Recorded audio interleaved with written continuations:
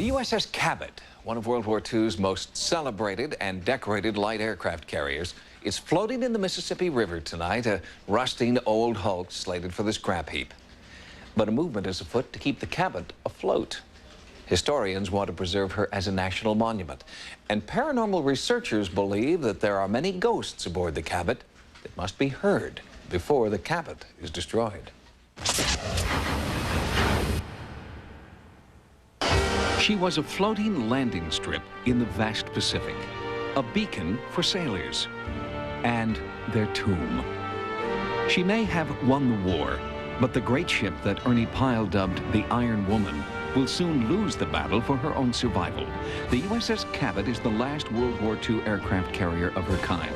She was a warhorse, and her upper deck was the last thing many sailors saw before they died. Since the war, strange spectral visions have haunted the Iron Woman. Visitors see shadows, unearthly forms, and report a strange sense of being followed. And yet, when they turn around, no one's there. The haunting is thought to have its roots in the ship's darkest day, November 25th, 1944. That particular day was very rough. The Hancock had taken a kamikaze. We took two. The Intrepid took one. The next thing I knew, I was sitting in a fiery furnace due to the fact that the plane had crashed into the deck just on the port side, and huge explosions and fire and flames and smoke. Captain Howard Skidmore was next in line on the flight deck when the kamikaze pilot barreled into the Cabot. Skidmore watched many of his shipmates die. 35 were lost, killed. Some were blown overboard, never found. And some died a day or so later, and so there were 2 or 3 burials at sea. The men never knew what hit them, and that may be why some hypothesize there are souls here set adrift by this historic ship. Bull Halsey, the admiral of the fleet, recommended the Cabot for a presidential unit citation. Eventually, the Iron Woman was decommissioned from the U.S. Navy. Renamed the Daedalo, she spent 22 years as the flagship of the Spanish Navy, and during that time, the haunting activity aboard the old carrier intensified. The Spanish government, some of the crew members talked about it, and they had their own rumors of the ghost being freely roaming around the various quarters of the ship. In 1989, the Cabot came home again. Spain donated the ship to a foundation that had ambitious plans to turn the Iron Woman into a floating museum. The USS Cabot has an enormous tradition and history. It should be preserved. Even though the foundation raised a lot of money, didn't raise sufficient enough money. So what has happened is now that the foundation has gotten into some financial problems, alternatively, they have no other choice but then to sell it for scrap. And as time runs out for the USS Cabot, the strange onboard encounters have increased. As we were going up the stairs, I had an overwhelming feeling to turn around, and I felt like someone was looking at me. And when I turned around, I saw a man, and I knew immediately that he was a ghost. There was no color to him, but I knew what I was looking at. I was so amazed. Sightings of the shadowy form in uniform are on the rise, leading paranormal investigators to surmise that there is a connection between increased haunting activity and the scrapping of the ship. Entities that die suddenly do not know where they are or where they should go, so they remain in that particular site as well.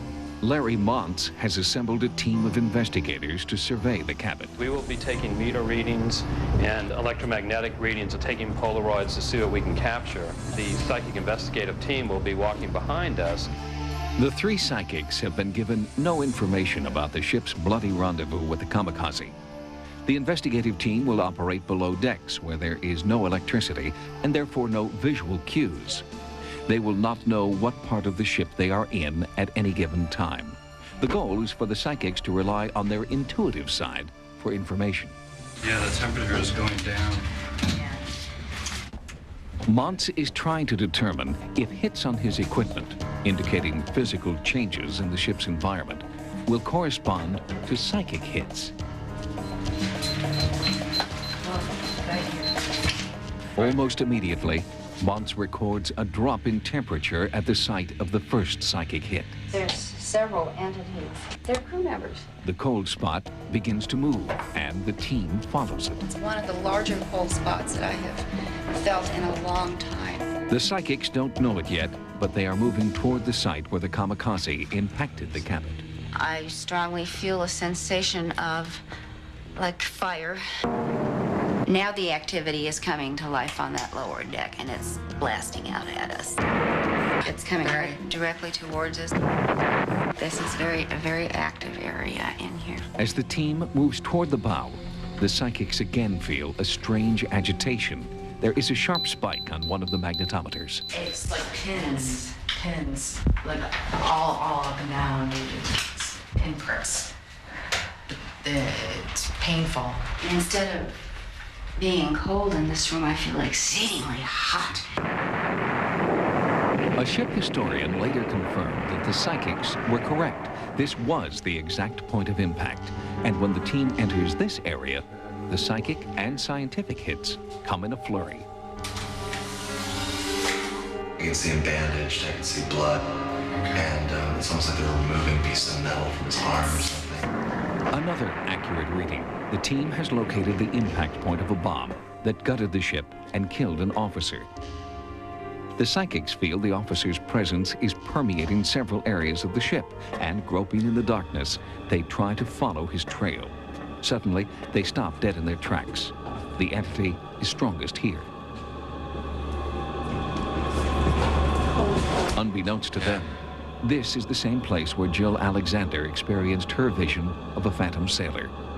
He is here now.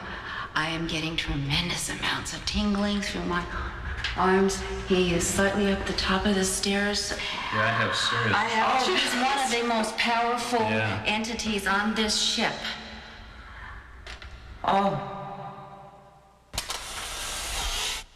Are the simultaneous instrument spikes and psychic hits merely a coincidence? Investigators just don't know yet. But if the ship were saved, she could become a rich laboratory for further paranormal experimentation. Paranormal investigator Larry Montz believes that the haunting activity felt aboard the USS Cabot is caused by the spirits of the sailors who died suddenly while aboard the Iron Woman. He believes that these spirits may not know where they are or where to go, and that before the ship is scrapped, further investigations must be conducted to help the remaining spirits find their way out.